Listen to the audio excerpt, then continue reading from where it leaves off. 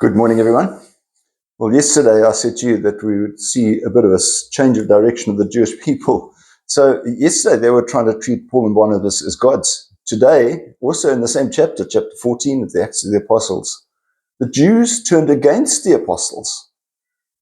Quite fickle, aren't these people? I mean, obviously they were influenced by some of the other Jewish leaders around them. But they then stoned Paul and they left him for dead. They dragged him outside of the town, they left him for dead.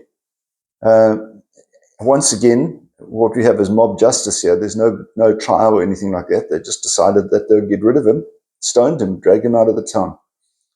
But clearly he wasn't dead, and perhaps he was knocked out. But he then stood up and he went back into the town. I mean, some people might have said he's risen from the dead. Not.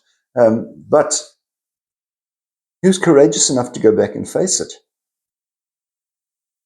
Jesus in chapter 14 again of John's Gospel, and it's a continuation of yesterday's Gospel. He says, "My peace I leave you. My peace I give you. A peace the world cannot give."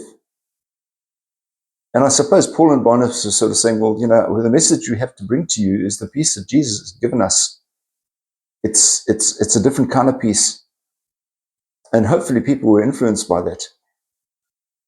But it helps us reflect perhaps on the fact that there's turmoil in our world at the moment, and people seem to be regularly having peace talks, between different world leaders and ambassadors and so forth, peace talks to try to settle something. And we can pray that that happens.